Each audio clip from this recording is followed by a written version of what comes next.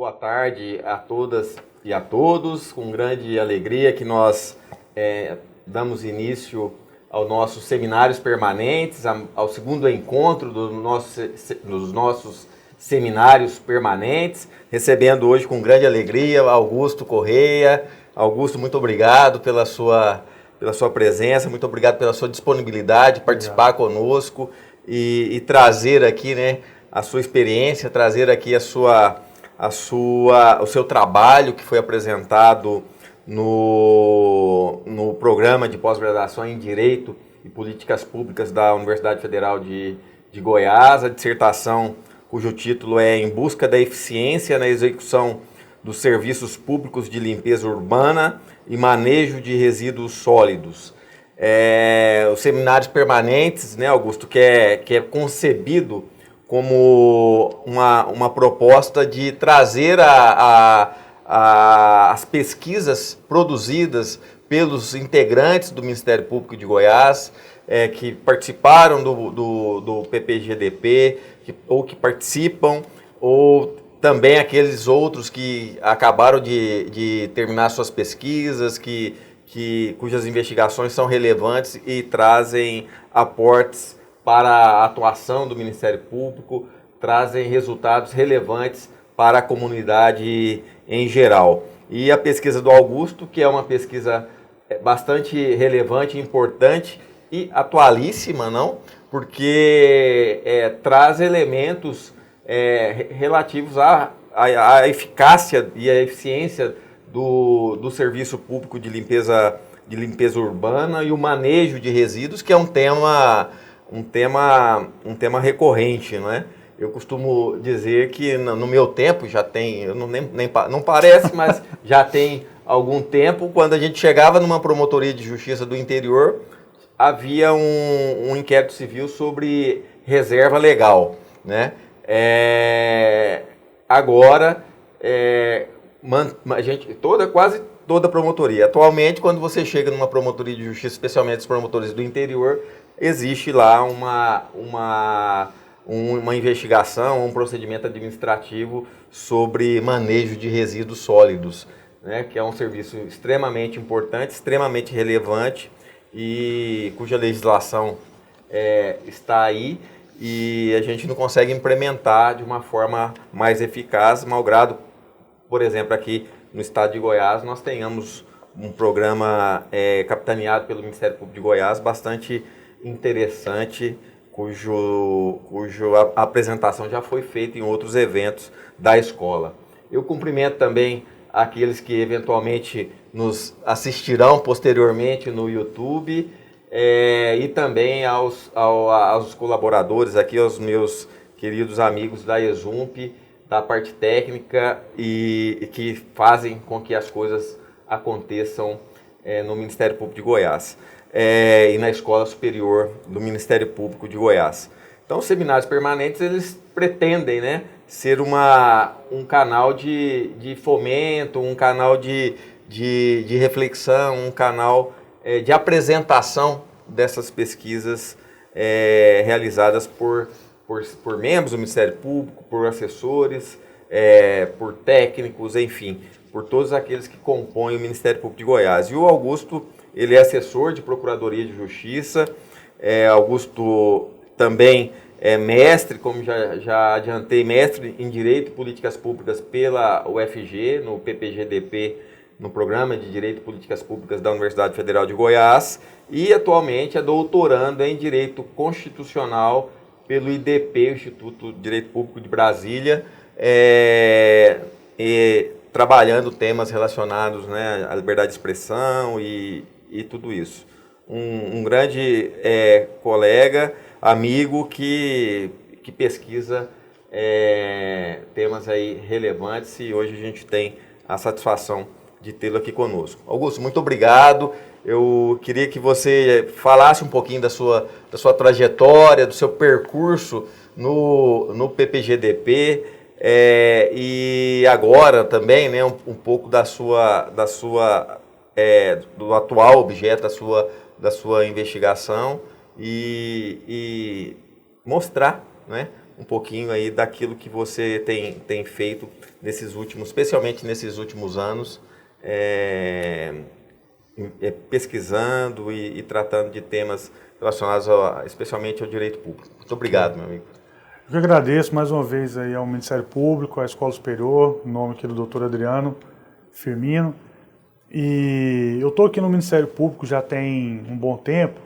Não falar a idade não, né? Falar quanto tempo que tem, que eu acho que não é necessário. Mas enfim, desde que eu entrei aqui no Ministério Público, eu sempre trabalhei, né, na parte de defesa do patrimônio público.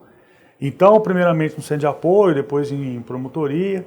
E então, o doutor Adriano vai se lembrar, quando a gente deve apresentar o projeto de pesquisa, num mestrado profissional, como é o de Direito e Políticas Públicas, é necessário fazer um link, né, entre a academia e o seu trabalho. Então, aqui, na minha experiência aqui no Ministério Público, sempre teve, né, essa grande dificuldade com o serviço de limpeza urbana. Então, a Companhia Municipal, né, de Urbanização de Goiânia sempre foi um grande foco de problema. No início até pensei em pesquisar também envolvendo improbidade administrativa, mas aí o tema ia ficar muito abrangente e o orientador, né, recomendou que fizesse um corte, né, como a gente sabe que tem que fazer mesmo, senão você não termina nunca, né. Então, depois daquilo ali, depois das pesquisas, eu vou explicar, né, daqui mais um pouco, depois dessa parte que eu finalizei lá no mestrado, daí eu fui partir para o doutorado, né, fiz uma pausa porque não dá, né, para você emendar assim é pesado. E daí, por questões pessoais também, eu esperei mais um pouquinho e fui fazer o doutorado. Aí o doutorado eu iniciei o ano passado, né, no início do ano. Aqui em Goiás, salvo engano, só tem um doutorado em Direitos Humanos, que é interdisciplinar, e aquele outro que abriu agora recentemente, que é o Direito Agrário. Que são áreas assim que eu não tenho, né, tanta afinidade, não tenho pesquisa, não tinha grande área de interesse para mim. Aí esse de direito constitucional eu achei que se adequava melhor àquilo que eu estava pretendendo. E acabou que eu dei uma virada, né? Estava estudando essa parte de administrativo, um pouco de constitucional, mas também porque aqui a gente pega um pouco de federação, regulação, competência comum, regulação, porque serviço público, né, ainda mais na área que envolve saneamento básico, que, como se diz, é uma decorrência, né, do meio ambiente e da saúde, que são claramente direitos fundamentais, mas de implementação por todos os entes. Então, essa questão da competência concorrente acaba que mexe um pouco no constitucional. Porém, para o projeto de pesquisa do IDP, eu já não poderia ficar tanto nisso daí, porque as linhas de pesquisa já não se encaixavam tão bem. E daí eu fiz uma mudança, né, para liberdade de expressão e crime de opinião, que também é bem problemático, né? Vamos colocar assim no dia de hoje, mas está desenvolvendo nesse sentido aí. Mas está sendo muito gratificante poder vir aqui na Escola Superior, falar um pouco e voltar um pouco no meu tema de mestrado, relembrar algumas coisas, né? E ver assim que a nossa cidade tem padecido aí hoje não é algo que surgiu agora, né? Então esse aqui é um projeto de profissional, né? Esse aqui, a situação que a Comburg se encontra não aconteceu do dia para a noite. Então, acho que essa pesquisa que eu realizei no mestrado demonstra um pouco isso, né? Que foi um caminho um tanto quanto longo para até chegar nessa situação, como é que eu posso dizer, de penúria que a Comburg se encontra e, consequentemente, o serviço também não está muito adequado, né? Para o que a gente deseja. Muito bem. Exatamente. A migração, né, para um tema, não sei se problemático, mas muito complexo, não é? Especialmente nos dias atuais de redes sociais e um tema atualíssimo e super importante. Certamente vem coisa muito boa por aí. Se Deus quiser. Essa ideia, né, a gente mostrar também um pouco dessa trajetória, das dificuldades, né, a questão da familiaridade com a pesquisa que se pretende fazer, isso ela é uma variável bastante importante para facilitar talvez a sua a sua vida durante o trajeto aí da pesquisa ou da investigação, porque se você tem mais contato com um tipo de ramo, né, ou de disciplina que você pretende pesquisar, as coisas facilitam um pouco mais do que você ter que começar, né, do zero, e isso também fica aí uma observação bastante relevante. Então a gente vai pedir para o Augusto, então, se dirigir ali ao nosso local, ali, o púlpito, para fazer a sua apresentação. Você tem de meia hora, 40 minutos aí para indicar para a gente aí como é que você chegou aí aos seus resultados e claro, também, né, as conclusões aí e indicações que você tem no seu trabalho. Okay. Muito obrigado. Obrigado. Mais uma vez, então, boa tarde, cumprimento a todos e queria mais uma vez aqui agradecer, né, o Ministério Público, porque esse mestrado que eu estou trazendo, esse produto, né, de pesquisa, para a gente falar um pouco mais hoje, ele se deu pelo incentivo, né, que o Ministério Público fez com essa parceria com a Universidade Federal, outros órgãos autônomos, né, também fizeram. Então foi uma boa iniciativa. Eu acho que quem é do quadro do Ministério Público, eu acho que deve buscar, né, essa capacitação, essa qualificação. Eu acho que vale muito a pena. Eu entrei na 3ª turma, não sei se já está na 8ª ou 7ª, mas enfim, eu acho que o Ministério Público, oferecendo isso aos seus integrantes, eu acho que deve aproveitar essa grande chance de poder se qualificar, para a gente poder, enfim, né, ampliar os nossos horizontes e, enfim, novas perspectivas. Eu acho que sempre é saudável. Então aqui, para desenvolver essa pesquisa, essa dissertação, em primeiro lugar, a gente tem que... Não adianta, né? Quando você vai fazer um trabalho acadêmico, você precisa ter as bases bem consolidadas. Então aqui, antes da gente falar de limpeza urbana, é necessário, né, voltar aos direitos fundamentais, ao direito à saúde, o direito ao meio ambiente ecologicamente equilibrado, que eles sim estão positivados na nossa Constituição. O direito ao saneamento, ele ainda não está positivado. Mas assim como aconteceu com a saúde e com o meio ambiente, que primeiramente foram positivados no âmbito internacional e posteriormente foram positivados no Brasil, eu acredito que o saneamento básico também vai trilhar o mesmo caminho. Porque é uma tendência, né, que a gente vê se repetindo. Eu acredito que dentro em breve o direito ao saneamento básico ele vai, enfim, ser incorporado ao texto da nossa Constituição. E eu digo isso porque nós estamos falando de um direito que aqui no Brasil aproximadamente 45% da população não tem acesso a esgoto. E 35 milhões de pessoas também não têm acesso à água potável. Isso aí tem vários bancos de dados que trazem esses números, mas eu também me recordo que numa das ADIs contra a lei do novo marco do saneamento básico, o ministro Luiz Fux trouxe, né, esses dados assim como argumento. Então, 100 milhões de pessoas não teriam acesso a esgoto e 35 milhões não teriam acesso à água potável. Então, enfim, qualquer tentativa de melhorar esse quadro seria algo positivo. Então aí, uma outra coisa que a gente coloca de ponto de atenção, que eu tive que passar por isso, né, dentro dessa pesquisa, foi aquela discussão sobre a proibição de retrocesso e os custos dos direitos. Por que eu digo isso?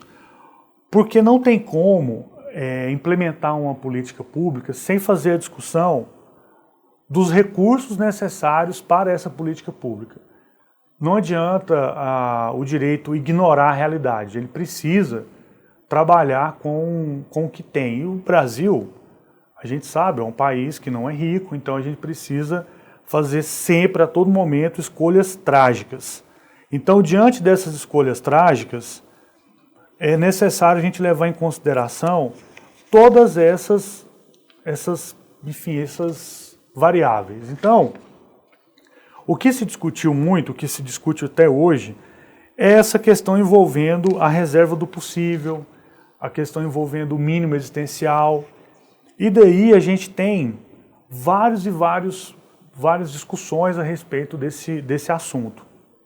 E aqui, dentro dessa perspectiva, alguns doutrinadores, eles entendem que não tem como ignorar o aspecto fático da reserva do possível.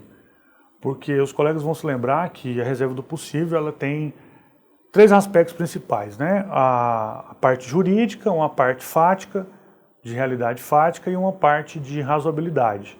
A parte da razoabilidade é uma parte tranquilamente superada, porque se algo que você está querendo implementar não tiver um mínimo de razoabilidade, nem dentro desse mínimo existencial ele estaria. Porém,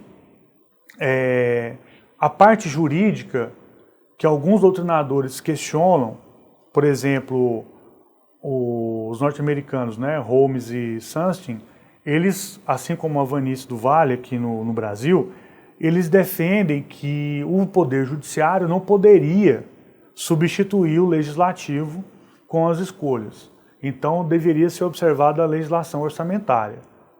Por outro lado, alguns doutrinadores entendem que não pode se restringir os direitos fundamentais por meio do orçamento.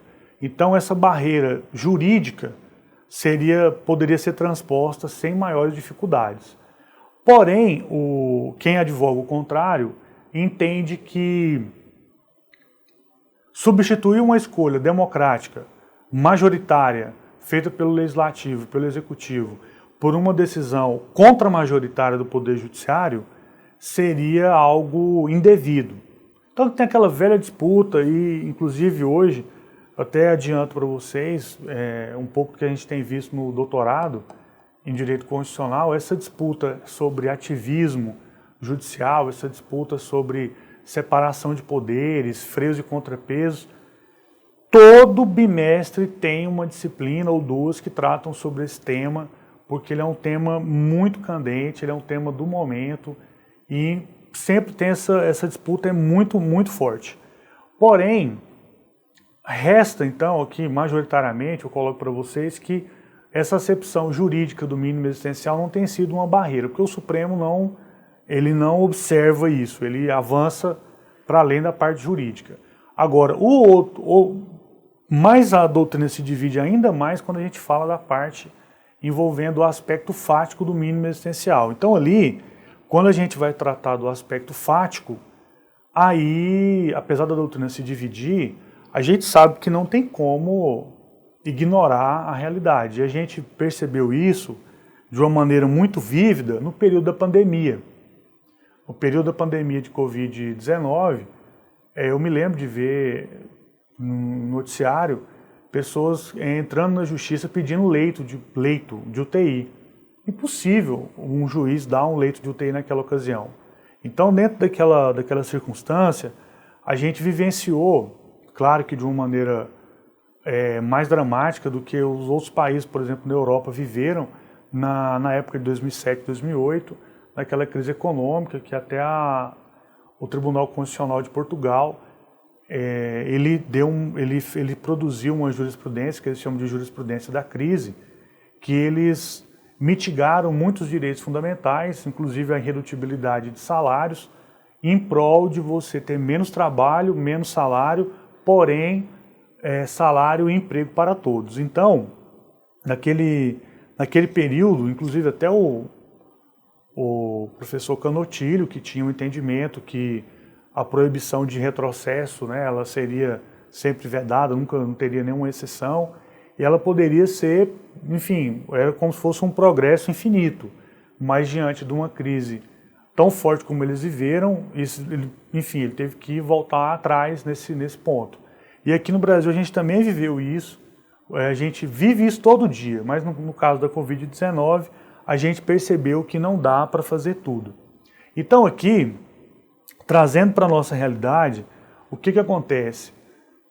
A limpeza urbana, ela, dentro do saneamento básico, de várias vertentes do saneamento básico, a limpeza urbana ficou muito claramente na atribuição dos municípios.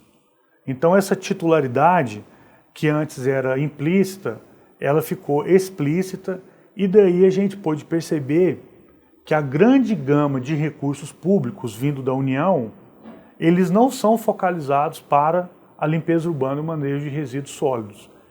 Se a gente pegar um pouco atrás, eu me recordo que aqui, inclusive no Ministério Público, teve vários casos envolvendo, se eu não me engano, foram as cidades de Aparecida, Jataí, Rio Verde e Trindade.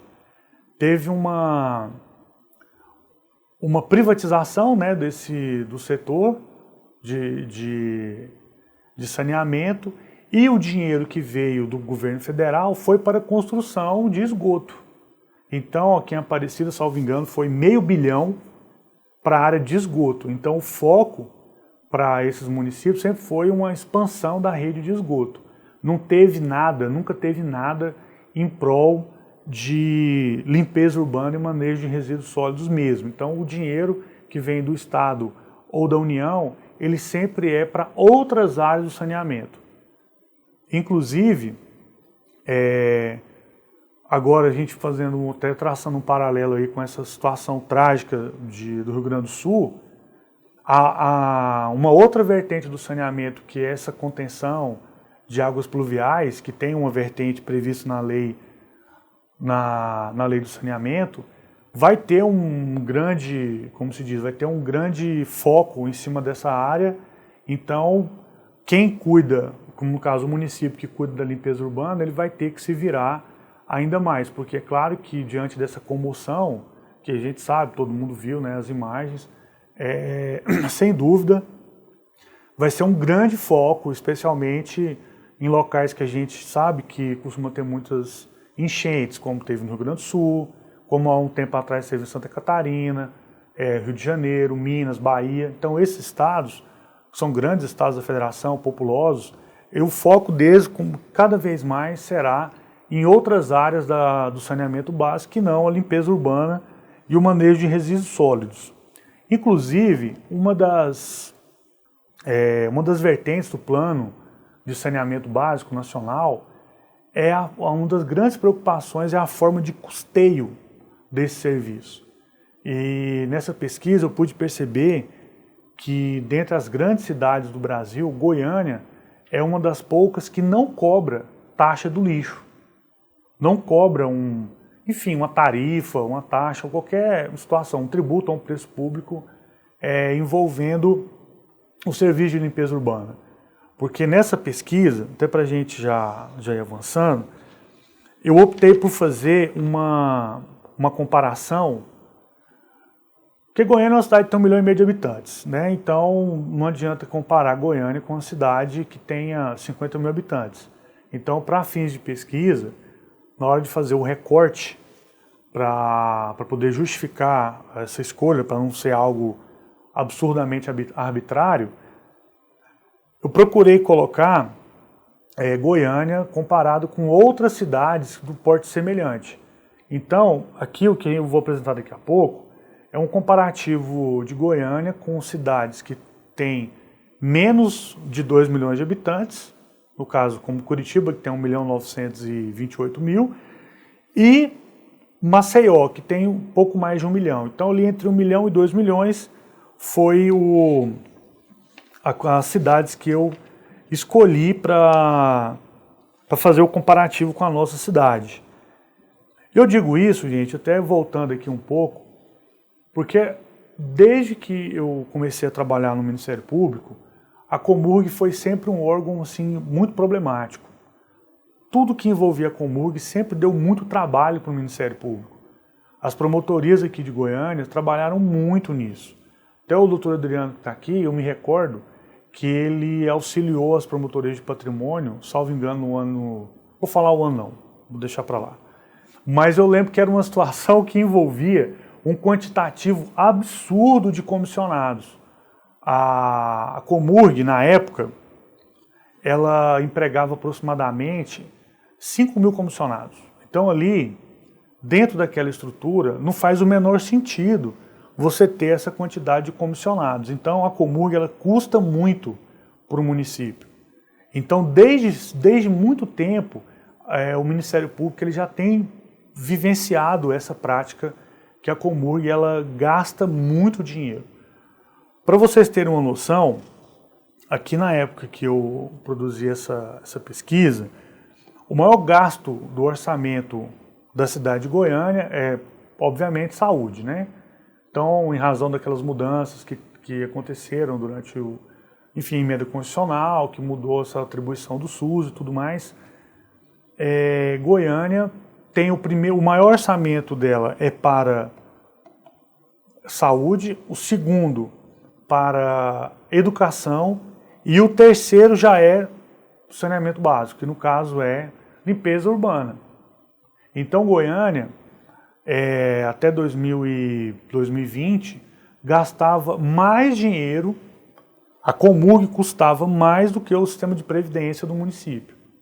E custava também mais do que a educação básica, porque a parte da educação básica do município, que é a atribuição constitucional do município, era mais barata do que a Comurg. Só quando juntava com a outra parte da educação, com a totalidade, aí sim ficava um pouco maior do que os gastos com limpeza urbana.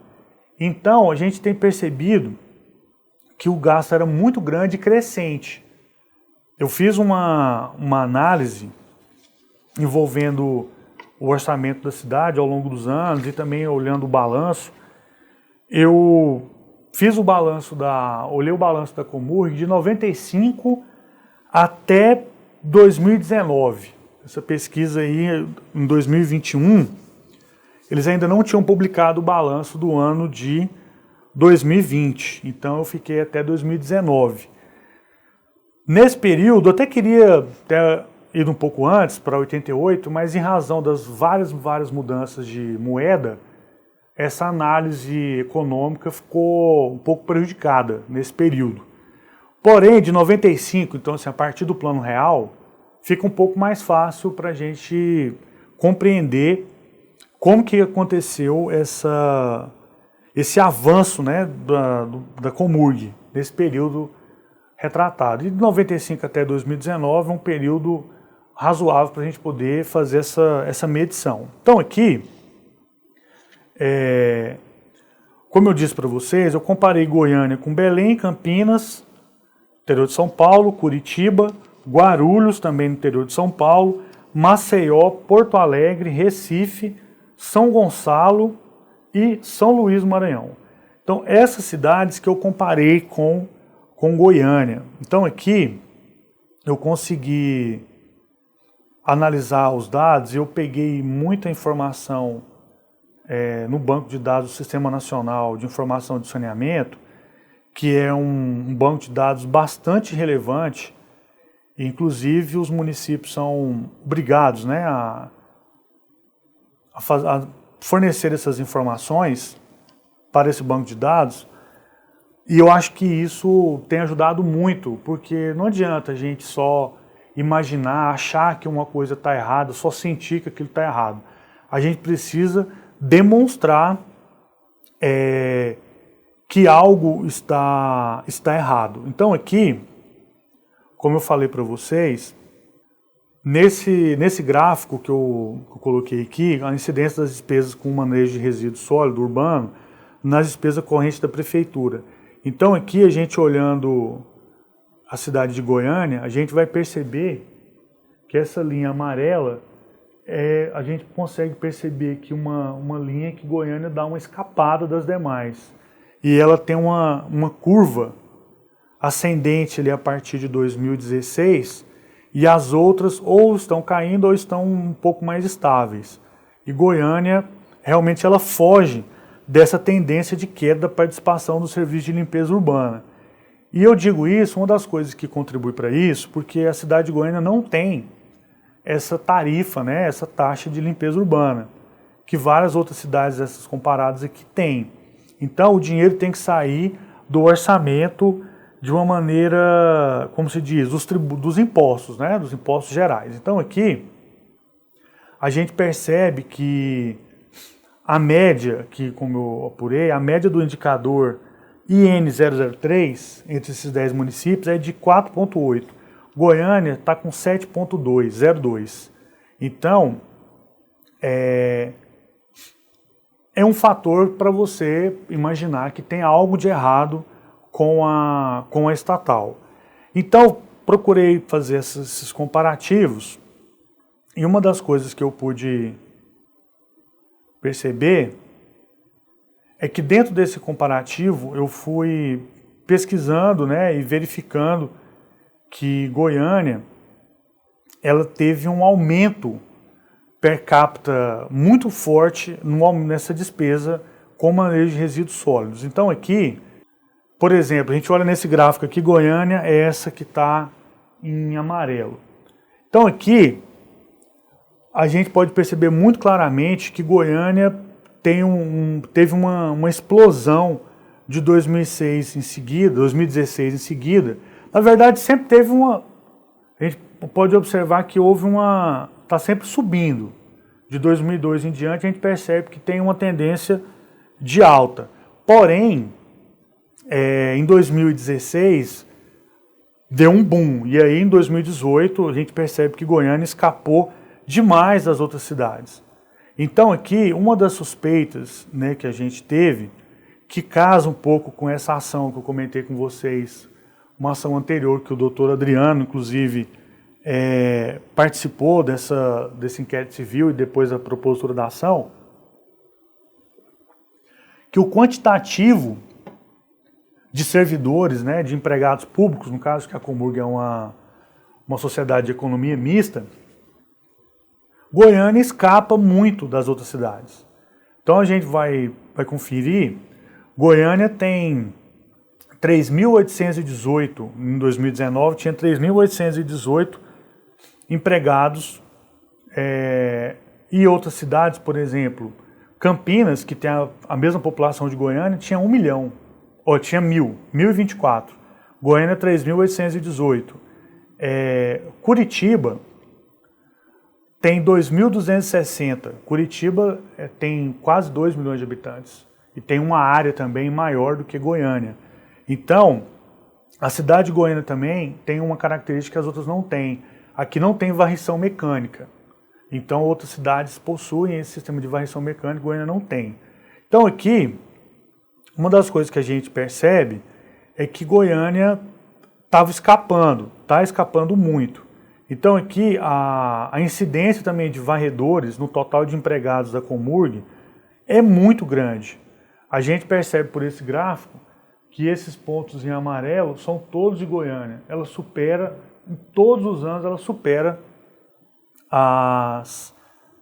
E a gente percebe aqui, ó, no ano da ação, que foi em 2006, a gente verifica que Goiânia teve um pico em 2007. Então a gente percebe que muitas vezes aquilo que chega para o Ministério Público, como denúncia anônima às vezes, ou então por um cidadão trazendo uma situação, a gente pode muitas vezes conseguir corroborar aquela informação com um dado da realidade. A gente usa aquilo ali como um início e você pode confirmar isso hoje, por exemplo, com esse banco de dados. Então a gente percebe essa tendência da Comurg, foi uma tendência muito forte, com essa quantidade de trabalhadores imenso. Uma outra coisa que a gente pôde perceber é que a quantidade de área varrida na cidade de Goiânia, ela destoa muito das demais. E esse gráfico, Goiânia é essa linha amarela. Eu arriscaria dizer que esse dado não bate com a realidade. Aqui, quem é de Goiânia não vê ninguém varrendo rua. Você não vê as pessoas varrendo rua, do jeito que eles colocaram aqui, não. Então a gente percebe que Goiânia está muito fora de um padrão minimamente razoável.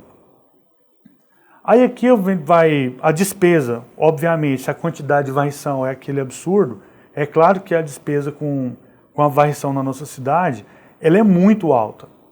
E isso tem sangrado o nosso orçamento, porque, independentemente do aumento, todo ano a Comurg aumenta os seus gastos e sempre o município dá o respaldo no orçamento. E a gente também sabe que aqui na nossa cidade, a Comurg ela tem um aspecto político muito forte, então isso acaba influenciando também na aprovação desse grande orçamento. Então aqui em Goiânia também a varrição é o gargalo aqui da nossa cidade. Então aqui foram vários indicadores colocando essa questão da Comurg na questão da varrição. O custo de outros serviços também de Goiânia, ele é mais alto do que das outras cidades.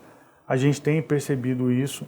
E uma outra coisa que tem pegado, como eu mencionei para vocês, algumas cidades não têm a taxa de lixo, a tarifa para poder cobrar o serviço de limpeza. E aqui em Goiânia isso não vai ser facilmente realizado, porque até então eles não faziam uma separação do resíduo sólido público do resíduo sólido particular. E não tem como você cobrar uma taxa se você não tiver uma individualização do serviço. Então, enquanto não tiver essa separação do resíduo sólido urbano, do resíduo sólido de rua, o público, daquele que é produzido por cada cidadão, você não vai ter condição de cobrar essa tarifa, essa taxa. Uma outra coisa que eu queria mencionar é que essa taxa não é algo, aliás, desejado pelo Plano Nacional de Saneamento, que, na visão dele, a incidência dessa taxa, ela melhora o serviço, porque como ela é específica, aquele dinheiro vai para lá sempre, ele deve ser aplicado nessa finalidade. Então, haveria um controle maior. Então, aqui, a gente teria, a incidência dessa taxa seria algo que melhoraria o serviço. Porém, falar na criação de mais um tributo no contexto brasileiro é algo, eu diria, irreal. Eu acho que não tem como se diz, ambiente político para a criação de mais um tributo. Eu acho que a população, com certeza, se revoltaria e eu acho que nenhum vereador aqui da cidade, ou, enfim, teria entrado nisso. Então aqui, para a gente fechar esse ponto, com um gasto de 371 milhões no ano de 2019, Goiânia gastou 2,24 vezes mais do que a média das outras cidades em referência, o que indica uma baixa eficiência da Comurg. Então a Comurg custou mais do que o dobro da média dessas outras cidades congêneres, cidades que enfrentam situações semelhantes à nossa cidade, com muita migração, muito bairro, como esse bairro novo, muita falta de infraestrutura. Então aqui nesse gráfico, para a gente fazer um comparativo aqui do balanço da Comurg, para a gente poder entender como que foi a gestão durante o período de 95 até 2019, e aqui já foi uma informação que eu obtive não em banco de dados, porque eu até fiz a solicitação na época, na Lei de Acesso à Informação, mas a Comurg não respondeu. Então, como a gente não pode ficar esperando, eu fui atrás dos diários oficiais. Então, ali de 95 até 2007, eu fui lá no Diário Oficial, ali no Palácio Pedro Ludovico, e procurei lá, mês a mês, até encontrar, todo dia após dia, até achar os balanços da Comurg nesse período. Aí de 2008 para frente, 2007 para frente, já estava disponível na internet, já era um pouco mais fácil de realizar essa pesquisa. De todo modo, essa pesquisa, esse gráfico que mostra o ativo e o passivo circulante, a gente verifica que essas dívidas de curto prazo da Comurg, elas tiveram um aumento muito grande. Então a gente percebe aí que a gestão na Comurg, ela tem sido bastante temerária ao longo dos anos. Então esse comparativo também entre o passivo circulante e o passivo não circulante, ou seja, a dívida de curto prazo e as dívidas de longo prazo, também teve um descompasso. Então, quanto a a dívida de longo prazo caiu um pouco, a dívida de curto prazo aumentou bastante. Então aqui a gente vai avançando e vai vendo também, por exemplo, que as obrigações da Comurg, tanto dívida com fornecedores, obrigações tributárias e trabalhistas, a gente também percebe que teve uma tendência de queda, ali, aliás, de alta, né? Começando ali por volta de 2002, que coincide com esse período que eu comentei no início, né? Daquele boom de comissionados. Ele vai subindo e de repente ali no ano de 2014 ele explode. Até chegar em 2019 essa curva, como vocês estão vendo, muito alta. Então, a Comurg ela tem os indicadores, todos os indicadores dela, eles vão nesse sentido. Depois, quem quiser, tiver interesse, eu mando, né, o material para poder conferir um por um, para não ficar passando por todos aqui, mas o prejuízo da Comurg, ao longo do tempo, ele é muito, muito forte. E daí, para a gente poder fechar, eu fiz uma análise, uma aplicação de um modelo de previsão de falências. Então, é claro que a gente sabe, né, que a lei de falência não admite, né, que uma sociedade de economia mista peça recuperação judicial ou falência. Porém, a questão é que o objetivo da utilização desse índice é poder verificar a liquidez dessa empresa. Então, caso fosse, né, possível uma falência, para a gente poder entender em que estado que a Comurg está. Então aqui, só para a gente verificar, a área de insolvência aqui, a área de alto risco de falência, seria um índice Z-score aqui de 1,81. Aí a gente vai analisar aqui a próxima tabela aqui, para a gente ver como que foi feito aqui na Comurg. Então aqui, utilizando, né, esse último balanço que eu tive acesso, que foi o de 2019, depois seria até bom dar uma olhada nesses novos balanços para a gente ver se se essa tendência permanece. Então aqui, de acordo com essa informação, a gente percebe que a Comurg ela teve o primeiro índice aqui, o Z-Lean Score da Comurg foi de 0,015. E qualquer valor abaixo de 1,23 é considerado dentro de uma zona de perigo de insolvência. Então a Comurg está no 0,015. Então assim, o risco de insolvência é assim, iminente. E depois, no outro índice, né, nesse Z2 Score, foi de menos 9,39. Qualquer valor abaixo de 1,1 é considerado de alto risco de falência. Então, se a Comurg fosse uma sociedade empresária, as chances de falência dela eram assim, imensas. E isso mostra para a gente um pouco daquilo como as coisas têm sido geridas na administração pública no nosso país. Infelizmente, os administradores, né, os agentes públicos, eles não se atentam para esse mínimo de zelo com a coisa pública. E muitas vezes, e o que a gente pretende trazer com a pesquisa feita dessa natureza, é poder subsidiar, especialmente os órgãos de controle, Ministério Público, Tribunal de Contas, e lá no mestrado, o doutor Adriano vai se lembrar, outros trabalhos, especialmente dessa linha do financeiro, eles trabalharam um pouco nisso, para a gente poder verificar quando que uma determinada política pública começou a não ir bem. Então, eu me recordo que teve trabalhos envolvendo tributação, trabalhos envolvendo incentivos fiscais, e esse aqui, da Comurg em especial, ele demonstra que esse modelo que a Comurg escolheu, ele é um modelo que ele não vem funcionando. Ele há muitas décadas ele já não funciona. Porém, ninguém dá um basta nesse aspecto, nessa forma de funcionamento da Comurg. Então hoje, a quantidade de dívida da Comurg é imensa, o passivo tributário, o passivo trabalhista, o passivo com fornecedores, as dívidas de curto prazo são muito altas. A Comurg, ela só presta serviço para Goiânia, ela não tem um outro contrato que seja relevante. Ela majoritariamente é do município de Goiânia. A Saniago tem uma pequena parcela de participação, mas Goiânia responde por mais de 95% do capital.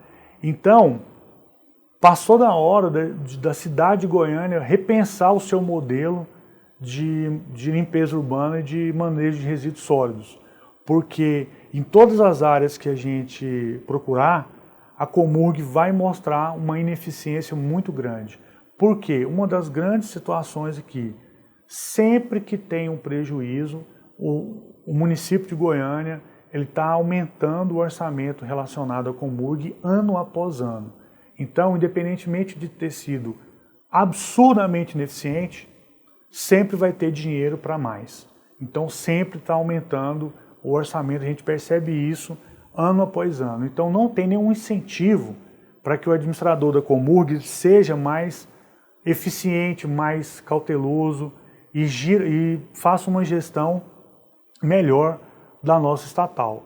Então, as sugestões que eu coloquei, né, que seria algo assim para poder refletir, que o município de Goiânia ele pensasse em algum outro modelo, porque esse modelo de descentralização técnica, como é feito em Goiânia, ele está liquidado.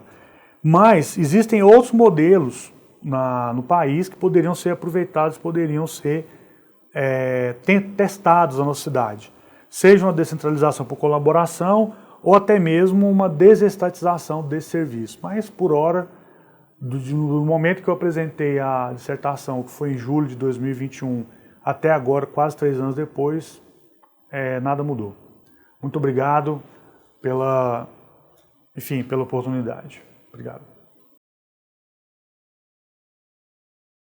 Bem, muito obrigado, Augusto. Obrigado pela tua apresentação, pela apresentação do seu trabalho, que diz muito, né, sobre a perspectiva da eficiência do serviço público, da eficácia e como essas questões devem ser melhor encaminhadas pela administração pública, pela gestão que cuida desse tipo de serviço, né? No caso, a limpeza urbana e o manejo de resíduos sólidos. Isso diz muito também a sua pesquisa sobre a importância, né, de termos, desde a perspectiva daquilo que a Constituição coloca como projeto, né, a perspectiva do gestor melhor planejar as ações, melhor planejar aquilo que é de importância fundamental, afinal os direitos custam, não é? E o Ministério Público, de alguma forma, tem, o teu interesse em fazer essa pesquisa surge exatamente por conta do seu trabalho como assessor à época numa promotoria do patrimônio público, de trazer, né, aportes concretos dos caminhos que são trilhados nessa gestão.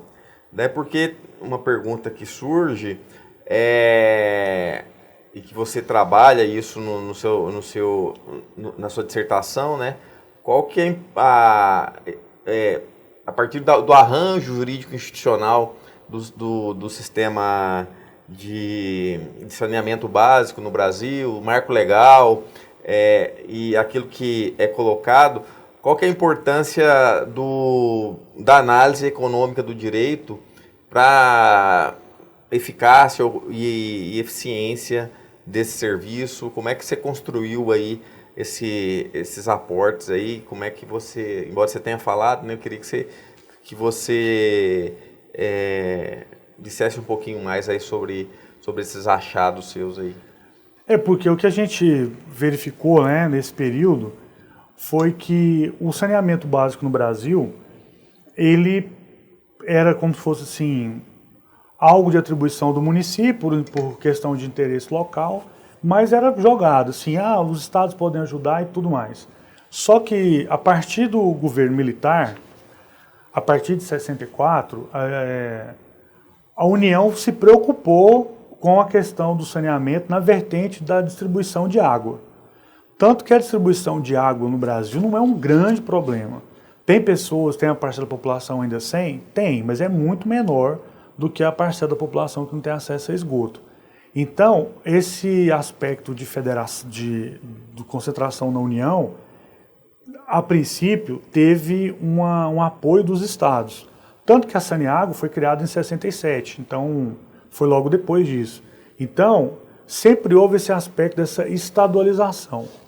Depois teve uma briga pela questão da municipalização, mas, enfim, teve um embate no Congresso, e daí a lei foi vetada integralmente pelo então presidente Fernando Henrique Cardoso, teve várias mudanças, e nesse período aí teve um vácuo legislativo grande, até essa lei de 2007. Então, a partir dessa lei, algumas coisas foram analisadas, né? Então, por exemplo, essa questão da expansão. Como que você vai expandir um serviço? Como que você vai conseguir melhorar esse tratamento? Então, por exemplo, o que aconteceu nesse novo marco, em 2020, uma das tentativas foi o quê? Possibilitar uma privatização, uma desestatização, enfim, como queira, né? E essa desestatização, ela poderia ser feita com o contrato em vigor. Então, por exemplo, a Comurg, ou sei lá, vamos supor que a Saneago, ela tem um contrato de concessão aí de 30 anos. Ela poderia ser privatizada e quem comprasse continuaria explorando o serviço de Goiânia por 30 anos. Na legislação anterior, isso não era possível. No momento que era privatizado, ele perdia o contrato. Então, não tinha incentivo nenhum para poder expandir o serviço. Então, de acordo com a análise econômica do direito, sempre está buscando identificar os incentivos. Então, como não tem... E a economia, ela busca essa compreensão do comportamento, que é um ferramental que o direito pega emprestado nessa questão dessa ciência comportamental. Então, o incentivo que tinha para poder aumentar o serviço de limpeza urbana, o serviço de saneamento no geral, ele era muito pequeno. E, de acordo com essa nova legislação, ele agora aumentou o incentivo. Da mesma maneira como nós estamos trabalhando aqui em Goiânia, o incentivo para você melhorar a eficiência é nenhum. Porque mesmo que você faça uma gestão absolutamente ineficiente, você sempre, mesmo que você tenha aumentado os gastos da estatal em 15% de um ano para outro, sempre o município vai aprovar o orçamento que a Comurg está pedindo. Porque daí tem um monte de políticos que têm um interesse, tem um jogo dentro da Câmara Municipal que acaba passando. E isso que acontece é péssimo, é um incentivo terrível, porque você vai ter um aumento, sim, exponencial e infinito, vai tender ao infinito, enquanto outros serviços públicos vão ficando para trás. Então, por exemplo, uma grande carência na nossa cidade, que é uma cidade que recebe muitos migrantes. A gente tem uma demanda imensa na cidade por escolas, por CMEs. O Ministério Público, a gente percebe, não só em Goiânia, mas também em Aparecida, em outras cidades, que não tem vaga para todas as crianças. E frequentemente o MP, a Defensoria, tem que buscar isso na via judicial.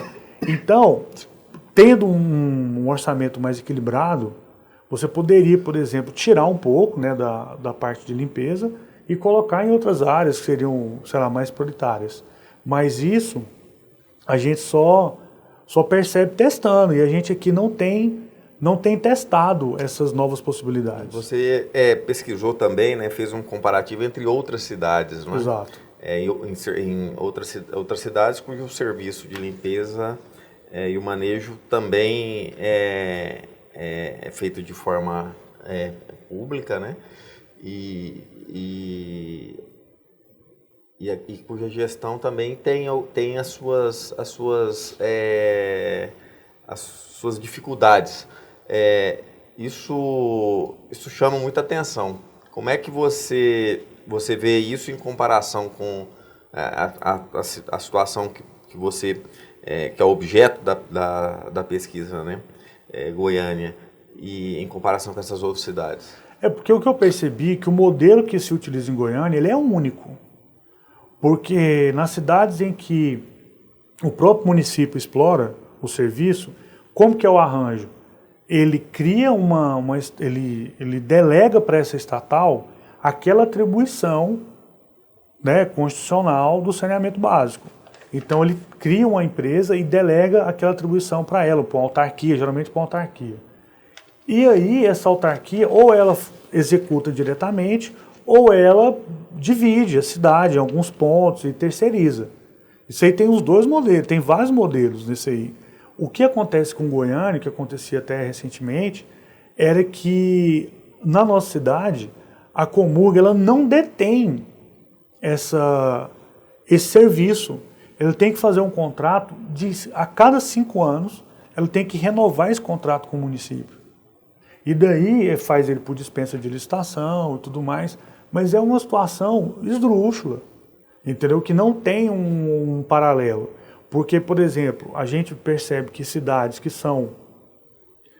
têm o PIB menor do que a nossa cidade, sei lá, São Gonçalo, por exemplo, e eles têm um custo muito menor do serviço. E a gente compara com outras cidades que são maiores, como Curitiba, que tem o serviço muito melhor. E a gente tem percebido, ao longo do tempo, que alguns dados que estão aqui nessa planilha do Banco Nacional, eles não batem com a realidade aqui da nossa cidade. Por exemplo, aqui, Goiânia colocou que todas as suas áreas, a informação do banco de dados é que só tem 2 espécies de coleta em Goiânia, por exemplo, que é todos os dias e 3 vezes por semana. Pelo que a gente acompanha, tanto dos inquéritos civis que são abertos pelo Ministério Público na parte ambiental, quanto pelos próprios jornais, nos telejornais da cidade, muitas e muitas pessoas estão reclamando que a Comurg não realiza a coleta tem dias e dias e dias. Então, assim, isso não... A informação que o próprio órgão tem passado para o governo federal, para esse banco de dados, não está batendo com a realidade. Entendi. Então, isso acho que demanda uma atuação também do Ministério Público. Claro. Isso também é um achado importante, não? E traz, né, outras preocupações, especialmente aquela relacionada à aplicação, a esse modelo, né, que isso é muito interessante também, esse modelo que você aplica para verificar a previsão de falência, evidentemente com o recorte que foi feito, e o tempo, não é, que essa forma de administrar vem sendo levada, e se fosse uma empresa privada, fatalmente estaria em processo de falência. Porque o que a gente tem percebido que nos últimos 20 anos, por exemplo, a Comurg ela entrou numa rota de aumento de gastos, e uma coisa que chama atenção, porque se tivesse um aumento de gastos acompanhado de uma melhoria do serviço, é claro que a população aceitaria isso de uma maneira melhor. Mas a gente tem o quê? Várias atribuições foram saindo da Comurg. Então, por exemplo, a questão da iluminação. A iluminação saiu da Comurg e foi para a Secretaria de Infraestrutura. Aquela divisão também de parques e jardins saiu da Comurg também. Então a Comurg diminui a atribuição e ela aumenta o gasto. E aquilo que permaneceu com ela continua piorando. Então os índices são muito, muito altos. Então, por exemplo, a questão até da remuneração. A remuneração de um trabalhador da Comurg, ele é basicamente o dobro da remuneração dos seus congêneres dessas outras cidades. Então, o custo de pessoal da Comurg ele é muito alto. E isso contribui muito para esse estado pré-falimentar, né? Vamos colocar assim que a Comurg tem. Então, hoje, se o município de Goiânia resolvesse desestatizar a Comurg, resolvesse privatizar a Comurg, o valor que ele conseguiria, eu acho que ia ser simbólico, pela quantidade de dívidas que a estatal tem. E pelo estado, enfim, como você mesmo mencionou, pré-falimentar aí da estatal. Muito bem. Queria te agradecer.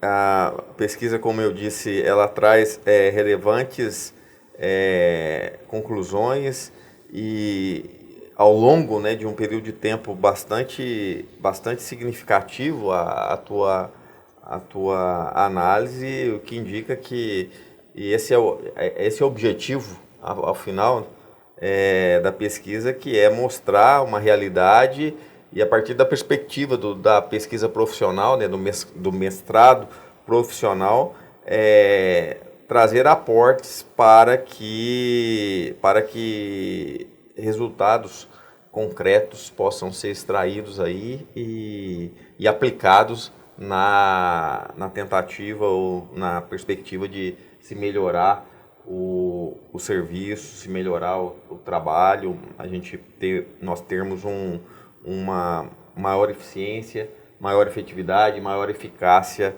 na prestação do serviço. Então eu agradeço, Augusto, eu gostaria que você fizesse suas considerações finais. Eu queria mais uma vez aqui agradecer, né, ao Ministério Público, à Escola Superior, doutor Adriano, Firmino, o pessoal todo aqui da escola, meus colegas, alguns colegas aqui de longa data, pela oportunidade, né, de poder trazer aqui um pouco, né, do que eu fiz lá nesse mestrado profissional. E mais uma vez eu conclamo os colegas, né, que se interessem, procurem, né, se capacitar e procurar fazer um mestrado, que essa é uma grande oportunidade, né, que o Ministério Público oferece, porque essa parceria com a UFG, eu acho que isso tem rendido bons frutos. Outros colegas aqui do MP fizeram, então trazendo boas conclusões para a gente poder fazer um link mesmo, né, entre a academia e o serviço público, para que a gente possa prestar um serviço cada vez melhor para a sociedade. Muito obrigado, Augusto, parabéns. Nós aqui da escola e do Ministério Público de Goiás que agradecemos e desejamos aí para ti muita sorte com as suas pesquisas, muita sorte lá no doutorado e muito sucesso. Muito obrigado. Obrigado.